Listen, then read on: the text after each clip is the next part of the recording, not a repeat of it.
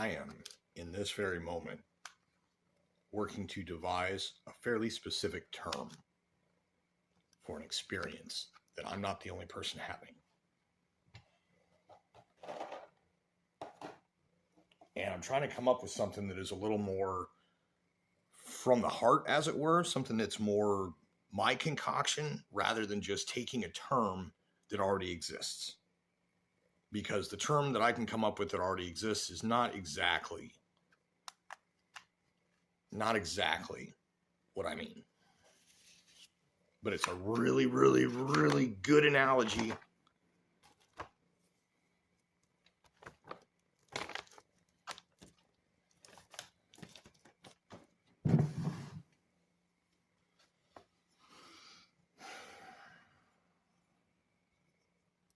So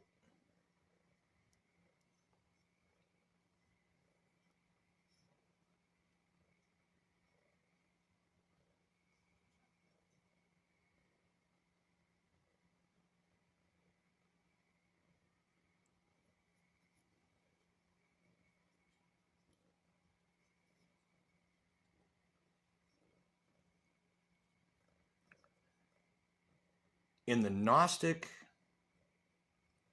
worldview, or as I will say, through the Gnostic lens,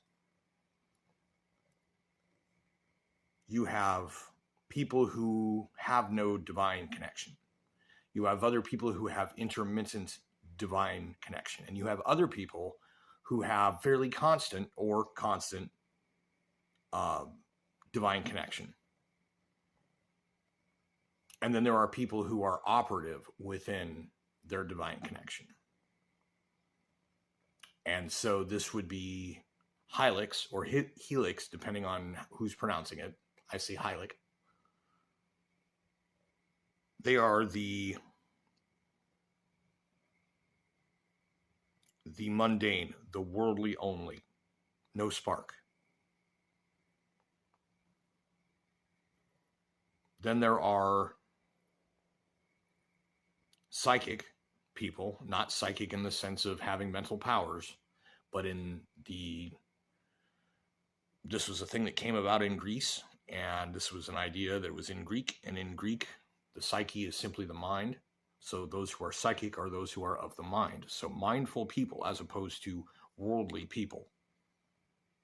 And if you've looked into things like Buddhism or any of the other enlightenment path type belief systems, a lot of that has to do with, abandoning the material in favor of the mental or spiritual.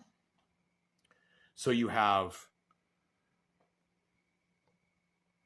mundane worldly people. You have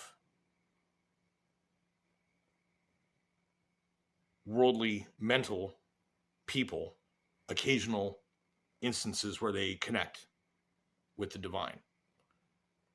And then you have people who are more or less full-time in a spiritual connection. This is something a few people are born or awaken early into, and for a lot of people, it's something that you actually have to kind of find. That's kind of the point. And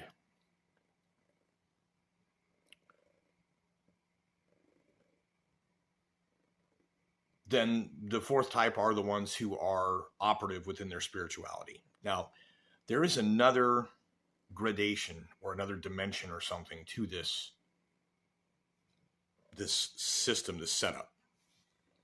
And that is the archontic influence. Now, you've got Hylic, you've got psychic, you've got pneumatic. Pneumatics are those who are connected to the spirituality pretty much all the time. Those who are Gnostic, truly, are like ascended beings. They are operative within a thing that I'm not going to try to explain, just in case someone watching this video is not on that path or not capable of it. But suffice to say, if you are Gnostic, it's an experience that you can't not know that that's what's going on. There are times, okay? And it's just these moments of you have a decision to make, or you have a thing you must do, or a whatever. So it's almost like being on a mission. And this is where this connects into what I was talking about at the start, because I'm not just rambling incoherently.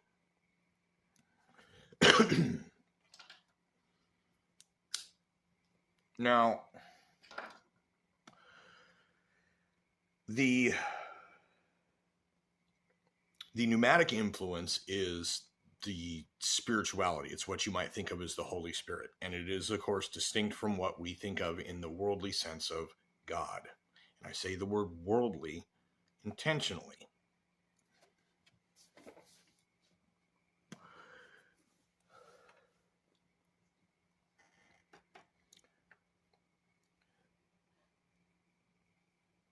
Hylics are not often likely to be actually, I think, influenced by the archontic, because even that is kind of a form of spirituality.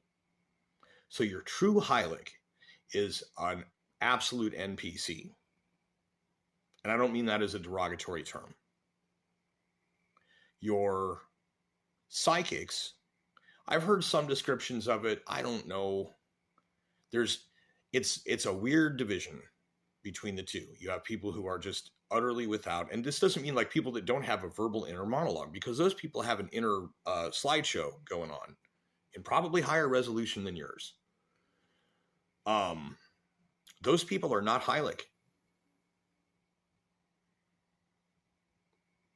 So archontic influence is the oppressive. If you were talking about the Matrix, they're not just agents. It's the entire system, including the code of the virtual reality itself, as well as the rules all of the prisoners live by without realizing that they are prisoners.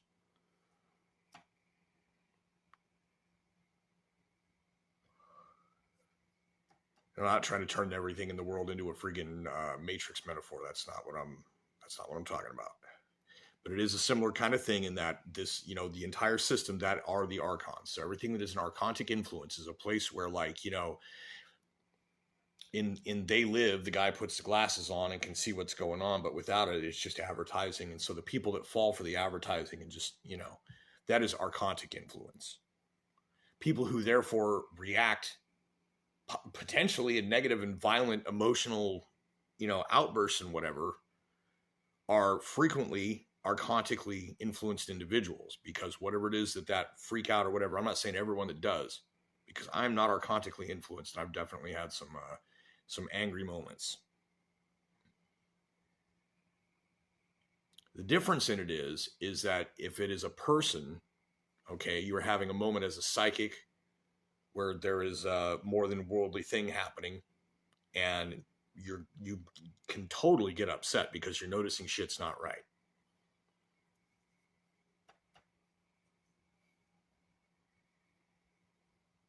In the pneumatic state, it's not a matter of reacting, it's a matter of acting. It's a matter of being spirit driven. In any given moment, the decisions you make or the things you do before you realize you did them, think of it almost as an automatic ultra instinct kind of thing.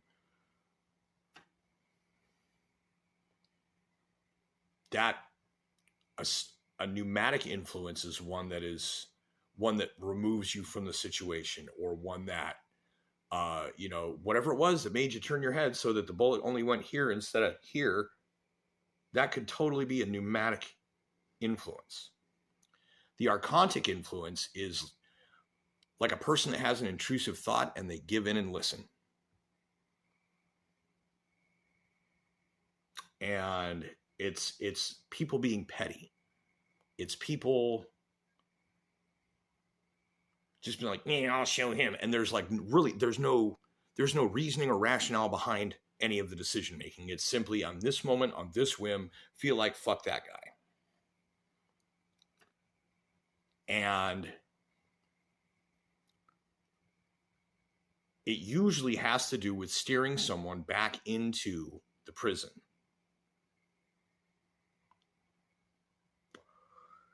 For people who are already out, it's different because you then are just receiving antagonism from what seem like random directions. And the thing is, you can totally learn to recognize the signs way ahead of time. Way ahead of time. And I've been practicing this for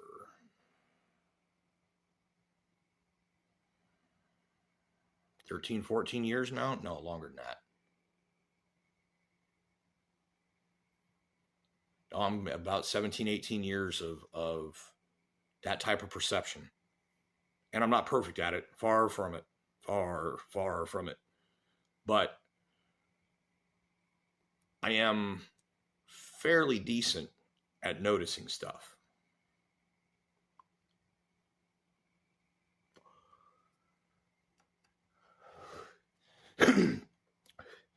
So there are somehow, I don't know if there's a description somewhere in some old book or a scroll that was found in a clay jar purportedly, or actually, about those who, what I would call, considering themselves the gatekeepers of, I guess, accessibility, gatekeepers of success for others whom they are not really in any position or authority to be doing so. I'm sorry, it's a terrible term. It doesn't work good. The metaphor that most closely describes it, although it's dangerous in a lot of ways in the sense of how incorrect the actual assessment of nature of reality is between the two things, because I'm talking about a video game, a massively multiplayer online game called Grand Theft Auto. And other games have this as well, but I'm going to specifically use the GTA terminology. You have people that get onto these games, and their entire purpose is what is called a try-hard. All they're doing is going around getting easy kills, and in cases, well, they changed the rules so that they can't do this anymore. In cases where the opponent they're trying to get somehow has the drop on them, that they take themselves out. They call it the easy way out, or EWO. And in doing this, they basically preserve their kill-death ratio, because that's the whole point of tryharding, is the KD, is the how many times you've killed versus how many times you've died. And the more times you've killed versus times you died is like a high score badge of honor. I mean, it's an imaginary ratio on a game online. It's not real. But people make this a game. This is what they do. And the other thing is, though, is this is almost like some type of failure to cope adequately type of therapy that isn't really therapy, to go online and ruin other people's experience just because you want to get this number up. And what this number is nothing. It just represents how many times your virtual fake character, that's the Gnostic part, has killed versus died. It doesn't matter. But they made it so you can't EWO like that anymore. So now you may have to face some consequences and accountability at some point. But what they do, that is one of the most famous things, is what is called cargo griefing. And this is the apt metaphor of which I spoke. Cargo griefing involves player engaging in cargo transport, picks up the cargo, heads for the drop point, and near the drop point, some asshole tryhard and their friends, or whatever, are camped out, hidden. And as soon as the person's about to fly in and land it, blow it up. Ha ha, start over. Cargo griefing. That is what archontics do to Gnostics.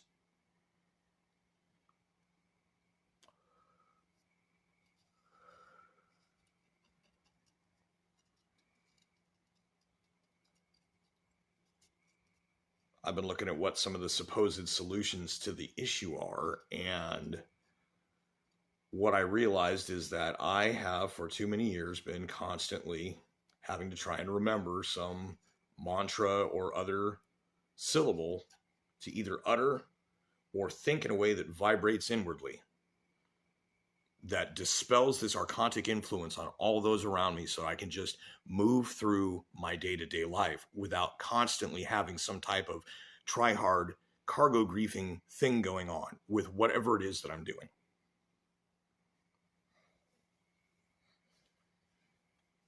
And it just is like, you know, it reached a point where it's like there's too much to try, and I can't be walking around with a little freaking scroll in my pocket with a whole bunch of freaking magic words that I need to utter.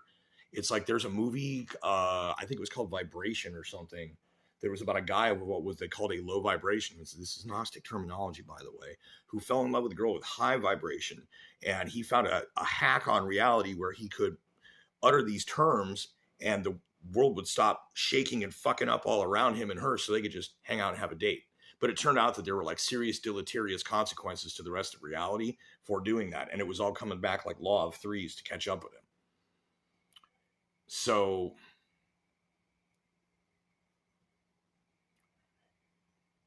I realized that wasn't how I wanted to continue doing it, that I already had what I thought was a good method, and I'm fine. The things are great where I'm going. But the problem is that you've got, I'm not even the person doing the cargo dump, right? It's not like that.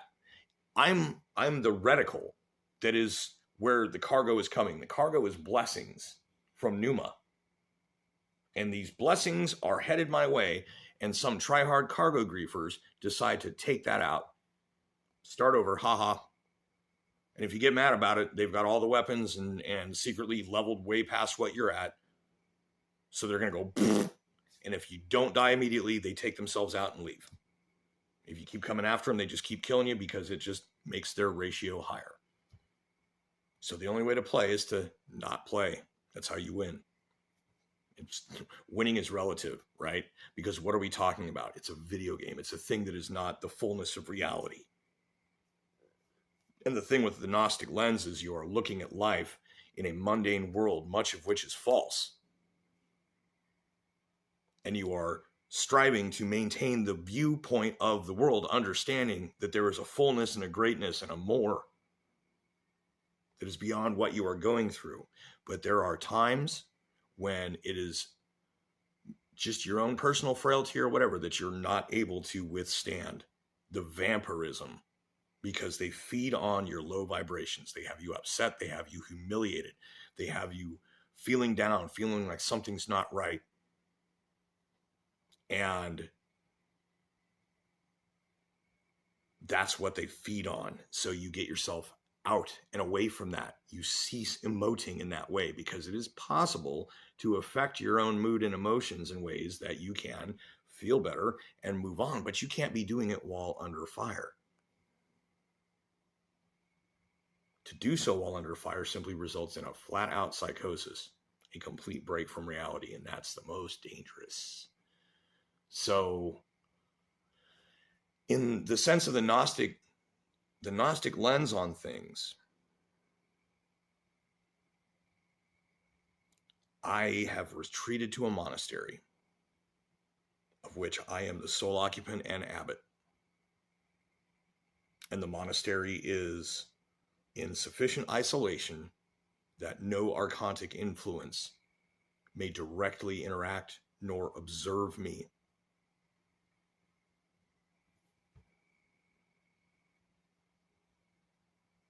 Not everyone can do that, and it's really unfortunate that I've been put into the position to have to do that.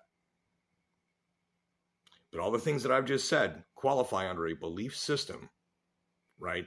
This is not even a matter of delusion. I'm talking symbolically about an actual real life situation that I've walked away from because it was not worth the drama or the stress. And clearly somebody was gatekeeping the success, cargo griefing. Cargo griefing a Gnostic pneumatic operating.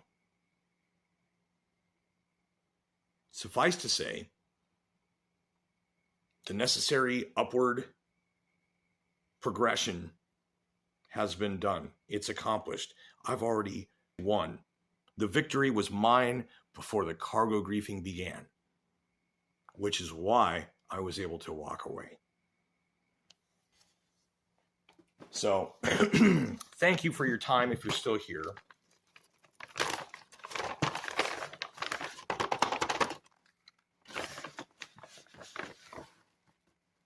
If you're still watching, please leave a comment at the end that says, Samael is not God.